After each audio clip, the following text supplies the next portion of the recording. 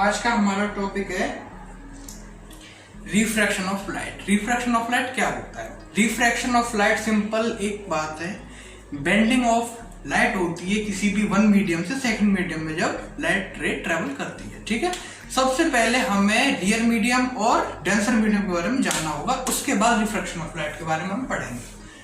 सबसे पहला आता है रियरर medium.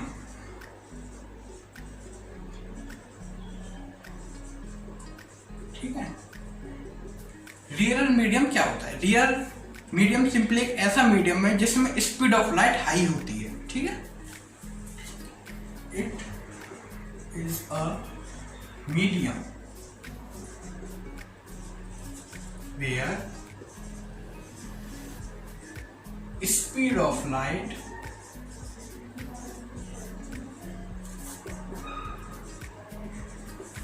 is greater,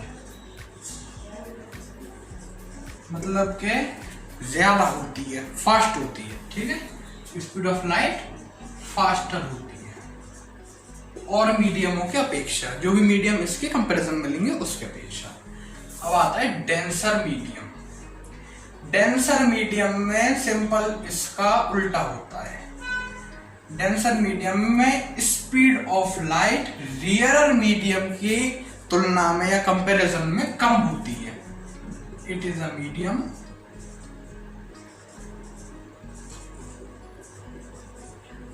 where speed of light is slower. ठीक है, डेंसर मीडियम में स्पीड ऑफ लाइट स्लो होगी, रेयर मीडियम में स्पीड ऑफ लाइट हाई होगी। किससे? डेंसर मीडियम के कंपैरिजन से। ठीक है, नोटेड? ओके,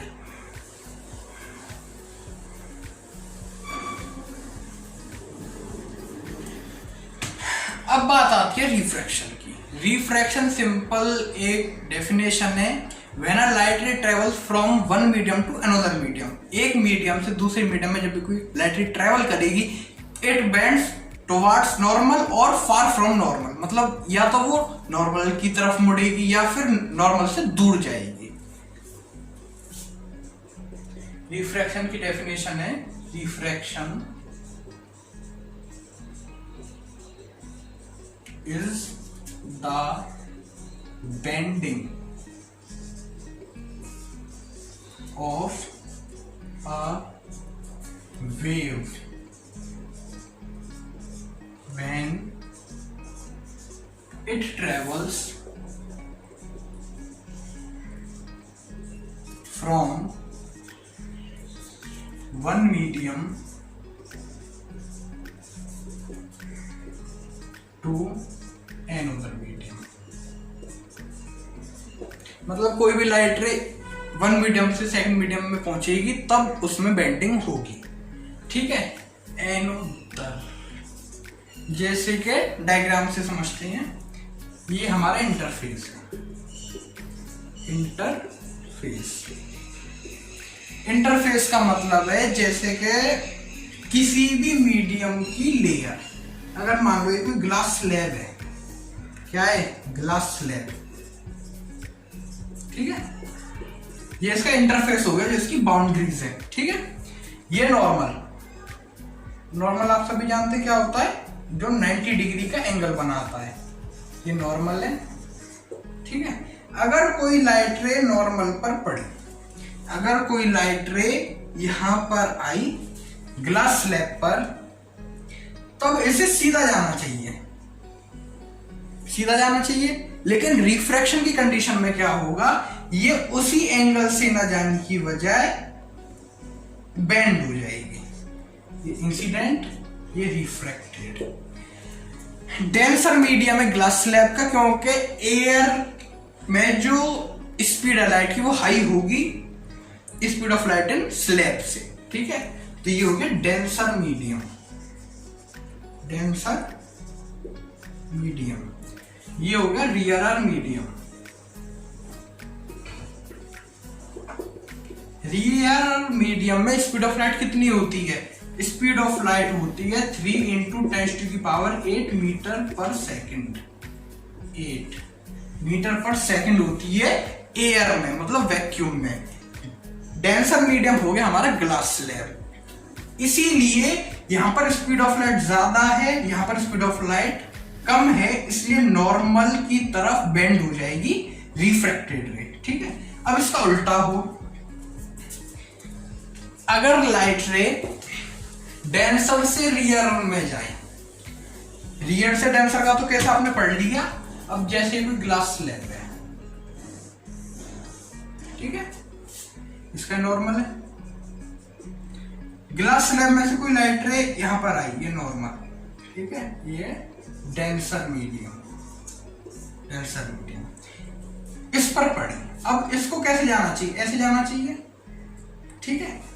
अब जब ये डेंसर से रियर मीडियम में आएगी, ग्लास स्लैब या फिर जिसमें स्पीड ऑफ लाइट कम है उस मीडियम से ऐसे मीडियम में आएगी जिसमें स्पीड ऑफ लाइट ज्यादा है, तब ये ऐसे जाएगी रिफ्रैक्टेड रे, मतलब के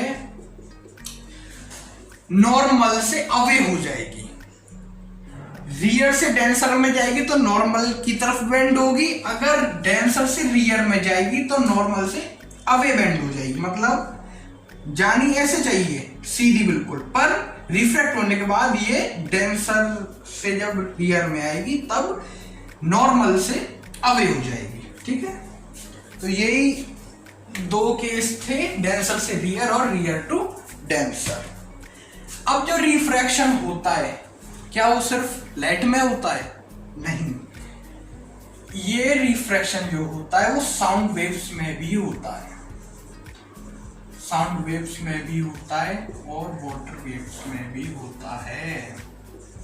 साउंड वेव्स और वाटर वेव्स में भी रिफ्रैक्शन होता है। अब मैंने जो आपको केस बताए थे उसके बारे में देखते हैं। When light travels from denser to rarer medium, it bends away from normal। Denser से रियर में जाएगी तब light ray bends away from normal, normal से दूर हो जाएगी। When light ray travel from rarer to denser medium, it bends towards normal, normal की तरफ बेंड हो जाएगी अगर रियर से डेंसर में जाएगी।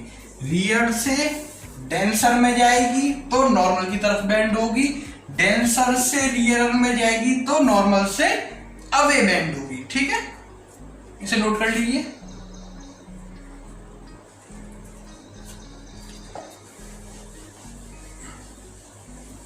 रिफ्रैक्शन की कंडीशन आपको पता चल गई। अब पढ़ते हैं लॉ ऑफ रिफ्रैक्शन।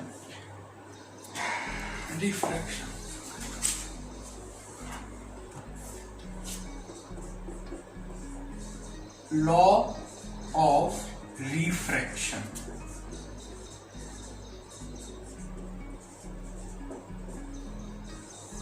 डायग्राम बना देते हैं। इंटरफेस, इंसिडेंट रे,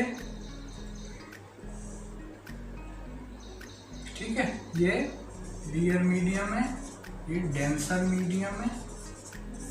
ठीक है, जानी चाहिए ऐसे, ये मुड़ गई आर आई। ठीक है, पहला जो लॉ है हमारे में रिफ्रैक्शन का वो ये है कि नॉर्मल, इंसिडेंट रे और रिफ्रैक्टेड रे एक ही प्लेन पर लाई करेंगे। ठीक है, पहला जो लॉ है वो है द इंसिडेंट रे रिफ्रैक्टेड रे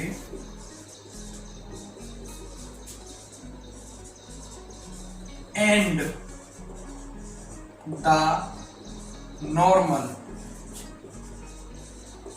lies on the same plane। ठीक है, इंसिडेंट रे, रिफ्रैक्टेड रे, इंसिडेंट रे, रिफ्रैक्टेड रे और जो नॉर्मल है वो एक ही प्लेन पर लाई करेंगे, अलग अलग प्लेन्स पर लाई नहीं करेंगे। पहला लॉ हो गया। दूसरा जो लॉ है वो ये है, जो कि साइंटिस्ट थे स्नेल्स, उन्होंने दिया है, तो इसीलिए इसको बोलते हैं स्नेल्स लॉ। स्नेल्स लॉ भी है ये और लॉ ऑफ रिफ्रैक्शन भी है। उन्होंने कहा था कि साइन ऑफ इंसिडेंट रे का जो एंगल होगा और साइन ऑफ रिफ्रैक्टेड रे का जो एंगल होगा उसका रेशियो हमेशा कांस्टेंट होगा। ठीक है, उनका जो रेशियो है sine of angle i and sine of angle r हमेशा कांस्टेंट होगा। इसे ऐसे लिख सकते हैं, the ratio of the sine of the angle of incident and the sine of the angle of refraction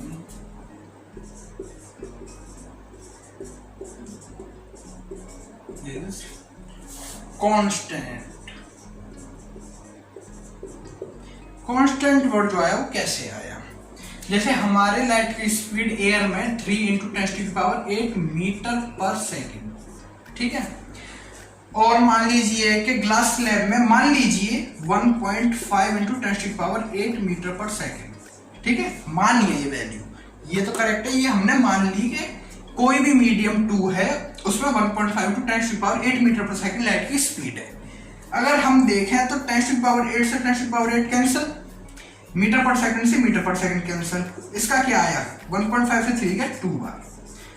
अब देखो कि इसके पीछे कोई भी यूनिट नहीं आई, मतलब इसके पीछे कोई भी ऐसा नहीं आया जैसे मीटर में हम नाप रहे हैं या सेकंड में या मीटर पर सेकंड में या मीटर स्क्वायर में नाप रहे हैं, तो ऐसा कोई भी यूनिट आया इसके पीछे नहीं आया, इसीलिए ये कांस्टेंट है, ये कहीं भी चेंज नहीं होगा।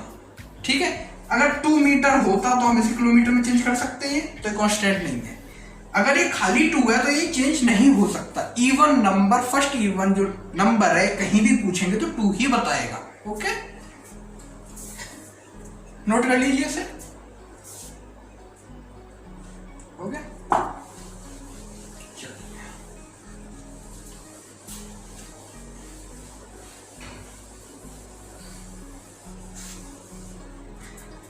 अब हमारा नेक्स्ट टॉपिक आता है इफेक्ट्स ऑफ रिफ्रैक्शन। रिफ्रैक्शन हमें कहां कहां देखने को मिलेगा?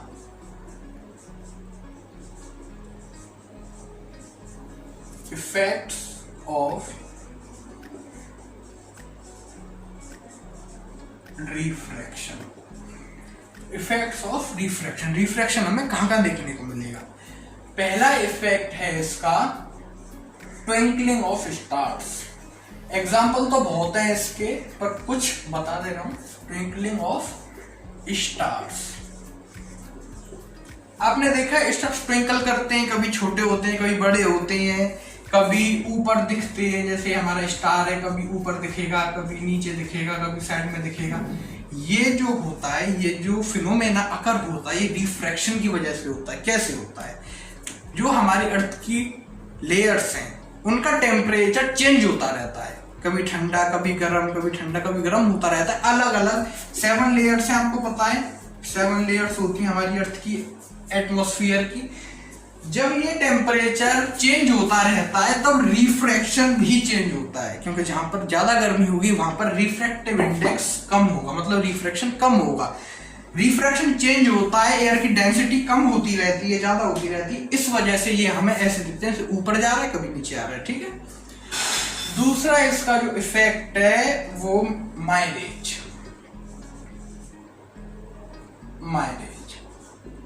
माइलेज में क्या होता है? माइलेज में ऐसा दिखता है जैसे कि दूर से कोई ऑब्जेक्ट रखा हुआ है, जैसे ये कोई ऑब्जेक्ट है, टॉर्च मान लीजिए, लाइट हाउस है, ये टेक्स प्लेस होता है, मतलब माइलेज की जो कंडीशन आती है रिफ्रैक्शन की, वो हमेशा वार्म एरियाज में आती है, वार्म एरियाज में या रीजन्स में, जहां जो गर्मी वाले एरियाज हैं वहां पर ये माइलेज होता है। या फिर रेगिस्तान में जब सनलाइट आती है, कोई भी सोर्स होता है लाइट का और हम यहाँ पर खड़े होते हैं, तब जो लाइट रेज हमारी आंखों तक पड़ती हैं वो हमें ऐसा लगता है कि रिफ्लेक्ट हो के हमारे सरफेस, जो जिस सरफेस पे हम खड़े हुए हैं उस सरफेस पे रिफ्लेक्ट होकर हमारी आंखों पे पड़ रही है। ऐसा क्यों दिखता है? जो एयर की डेंसिटी होती है जगह जगह वो कम ज्यादा होती रहती है, ठीक है। जैसे कभी बादल आ जाएं या फिर कुछ भी हो जाए तो एयर की डेंसिटी डिफरेंट रहती है। वार्म एरियाज में एयर की डेंसिटी हमेशा कम होती है। उस टाइम पे हमें ऐसा लगता है जैसे कोई लाइट रे आई, रिफ्लेक्शन हुआ हमारी सरफेस से, जब हमारी आंखों पर पड़ी, तो वो होता है हमारा माइलेज। तीसरा हमारा इफेक्ट है लूमिंग। जैसे माइलेज वार्म एरियाज में हुआ है, ऐसे लूमिंग होगा कोल्ड एरियाज में, ठीक है। लूमिंग होगा हमारी कोल्ड एरियाज में। इसमें क्या होगा? इसमें ऐसा लगता है जैसे कि कोई आदमी उड़ रहा है ऊपर, जैसे कोई भी हमारा ऑब्जेक्ट, अगर हम दूर से उस ऑब्जेक्ट को देख रहे हैं तो वो ऐसा लगता है जैसे हवा में उसे कोई खींच रहा है। जैसे ये गोल है तो ऐसा लगेगा थोड़ा ओवल शेप में, थोड़ा सा धुंधला सा ऊपर की तरफ उड़ता हुआ, ये लूमिंग हो गया। और भी इफेक्ट्स हैं, जैसे देखा जाए तो स्विमिंग पूल हमें हमेशा, swimming pool seems always seems to be less heighted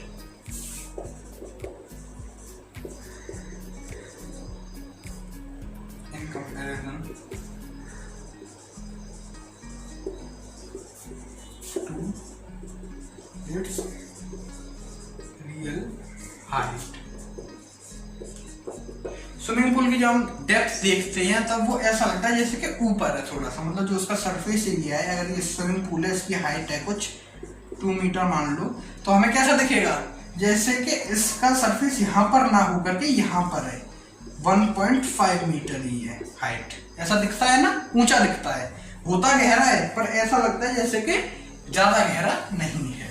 तो ये कुछ इफेक्ट्स हैं, और भी इफेक्ट्स हैं, पर ये कुछ मेजर इफेक्ट्स हैं जो हमें देखने को मिलते हैं, ठीक है। आप नोट कर लीजिए, हो गया।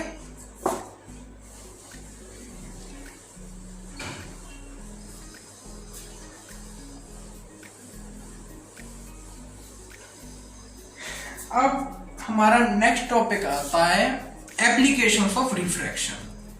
एप्लीकेशंस ऑफ रिफ्रैक्शन में हम क्या पढ़ेंगे? एप्लीकेशंस ऑफ रिफ्रैक्शन में हम ये पढ़ेंगे कि एप्लीकेशन ऑफ रिफ्रैक्शन, रिफ्रैक्शन होता किस किस वजह से, मतलब ऐसी कौन सी एप्लीकेशन है, कहाँ कहाँ होता है, कैसे होता है, किन किन चीजों में हमें रिफ्रैक्शन देखने को मिलता है। सबसे पहले हम देखते हैं लेंस के बारे में। जो हमारे लेंसेज होते हैं उनमें रिफ्रैक्शन होता है। जब ये भी, जैसे कॉन्वेक्स लेंस लिया हमने, कोई लाइट रे इस लेंस पर पड़ी तब ये रिफ्रैक्ट होकर डाउनवर्ड आएगी। रूल तो आपने पढ़े हैं, जैसे ये फोकस है इसका, जब दो लाइट रेज पैरेलल आती हैं तब वो फोकस से होकर जाती हैं, पढ़ा है ना रूल लाइट चैप्टर में। तो ये क्यों हो रहा है? फोकस पे ही क्यों मिल रही है? क्योंकि इस लेंस के अंदर की डेंसिटी एयर की डेंसिटी से ज्यादा है, और जब ज्यादा है तब जो हमारा नॉर्मल है लाइट उसकी तरफ बेंड हो रही है। देख रहे हैं आप, लाइट नॉर्मल की तरफ बेंड हो रही है। जैसे नॉर्मल है तो ऐसे जाना चाहिए, अभी ऐसे जा रही है, तो रिफ्रैक्ट होकर ये कहां बेंड हो रही है, नॉर्मल की तरफ। तब इसमें रिफ्रैक्शन की ही वजह से लाइट बेंड हो रही है फोकस तक। ठीक है। अब दूसरा हमारा आता है, लेंसेज हो गया, प्रिज्म। प्रिज्म में रिफ्रैक्शन होता है, क्यों होता है ये भी देख लीजिए। व्हेन अ लाइट रे passes from one medium to the prism, the white light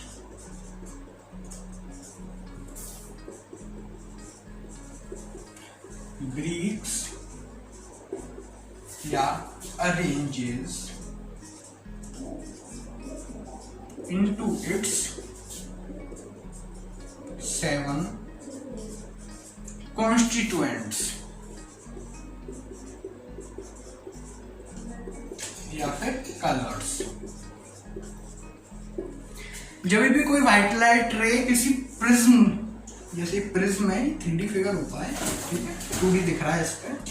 जब भी कोई व्हाइट लाइट रे प्रिज्म पर पड़ेगी, नॉर्मली ये प्रिज्म का, तब क्या होगा, रियर से डेंसर में गई, रियर से डेंसर में जाएगी तो क्या होगा, नॉर्मल की तरफ बेंड होगी नॉर्मल की तरफ बेंड। अब ये क्या हुआ कि जाना ऐसे सीधा चाहिए पर ये हुई बेंड ऐसे करके। और स्पीड ऑफ लाइट कम होने की वजह से जिस कलर की वेवलेंथ सबसे कम है वो ज्यादा बेंड होगा, जिसकी वेवलेंथ सबसे ज्यादा है वो कम बेंड होगा। इसीलिए हमारे एक सीक्वेंस बन जाता है किसका, कलर्स का। व्हाइट लाइट रे स्प्लिट होती है 7 कलर्स में, क्योंकि 7 कलर्स से ही व्हाइट लाइट बनती है। ठीक है। अपनी अपनी वेवलेंथ के हिसाब से, फ्रीक्वेंसी के हिसाब से जो कलर्स हैं रिफ्रैक्ट होना शुरू करते हैं। रिफ्रैक्शन के दौरान कम वेवलेंथ वाला कम बेंडिंग लेता है, ज्यादा वेवलेंथ वाला ज्यादा बेंडिंग लेता है। जब यहां पर ज्यादा बेंडिंग हुई है तब हमारा सीक्वेंस निकलता है नीचे से विबग्योर। विबग्योर निकलता है, पढ़ा होगा आपने, कौन कौन से कलर्स होते हैं, विबग्योर। विबग्योर का मतलब क्या है, V for wallet, I for Indigo, B for blue, G for green, ठीक है, Y for yellow, O for orange and R for red. ठीक है। ये सीक्वेंस होता है विबग्योर, जो कि नीचे से ऊपर तक के जो भी हमारे वो निकलते हैं, कलर्स निकलते हैं 7, उनका रिप्रेजेंटेशन है। V फॉर वॉयलेट कलर होता है, इंडिगो होता है, blue, green, yellow, orange, red, ये सब नेम है कलर्स के। आपको तो पता ही है ग्रीन कैसा होता है, हरा होता है, पीला, ऑरेंज, संतरी, रेड, लाल। ठीक है। अब ये नीचे से ऊपर जा रहे हैं विबग्योर, तो क्यों जा रहे हैं, मतलब ये स्प्लिट हो रहे हैं वेवलेंथ के हिसाब से। इससे हमें क्या पता चलता है कि वॉयलेट की जो वेवलेंथ है, लैम्डा से रिप्रेजेंट करते हैं, वॉयलेट की जो वेवलेंथ है वो इंडिगो से कम है, इसलिए इसकी ज्यादा बेंडिंग हुई है। वॉयलेट की जो वेवलेंथ है वो इंडिगो से कम है, इंडिगो की जो वेवलेंथ है वो ब्लू से कम है, ब्लू की वेवलेंथ ग्रीन से कम है, ग्रीन की वेवलेंथ येलो से कम है, येलो की वेवलेंथ ऑरेंज से कम है और ऑरेंज की वेवलेंथ रेड से कम है।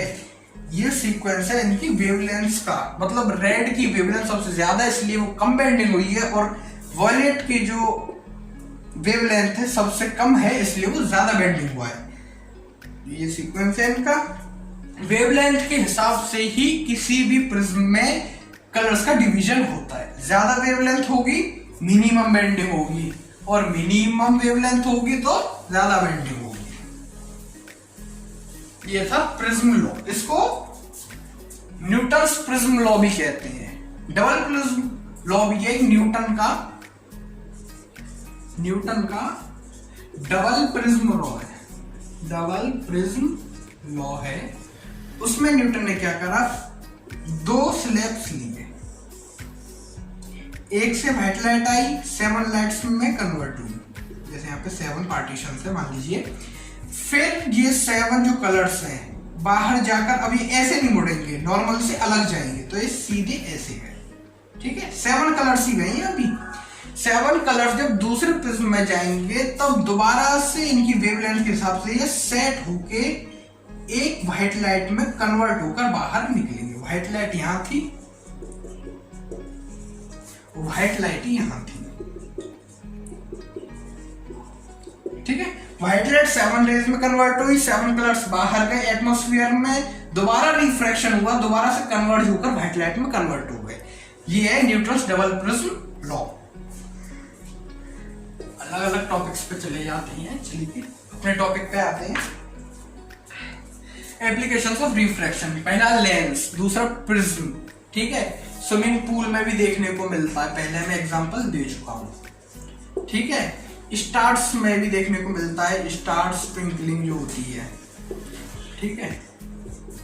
तो कुछ ऐसे ही एप्लीकेशंस हैं रिफ्रैक्शन के, अलग अलग बहुत एग्जांपल्स हैं। इतने एग्जांपल्स ना तो कोई पढ़ पाएंगे ना हमारी होल लाइफ में कहीं भी देखिए रिफ्रैक्शन होता ही होता है, हमें पता नहीं चलेगा पर रिफ्रैक्शन होगा, ठीक है। अब हमारी एक क्वेश्चन आता है कि रिफ्रैक्शन बारे में सब तो पढ़ लिया, पर रिफ्रैक्शन होता क्यों है, कैसे हो जाता है। इसमें आएगा causes of refraction.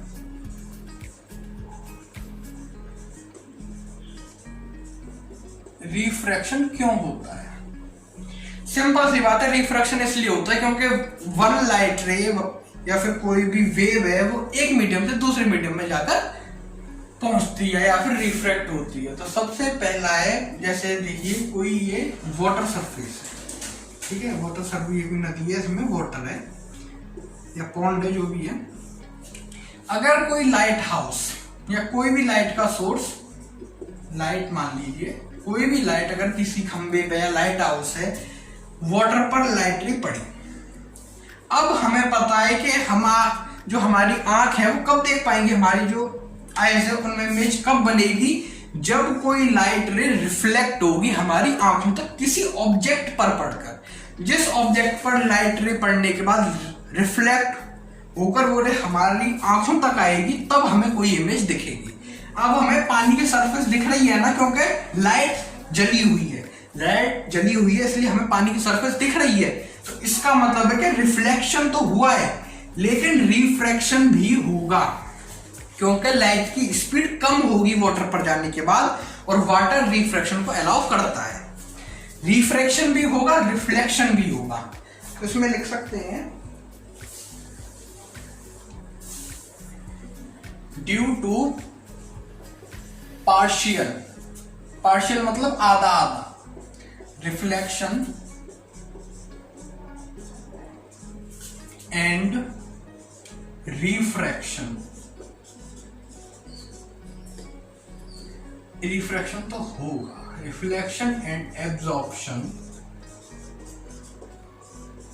Of light on a surface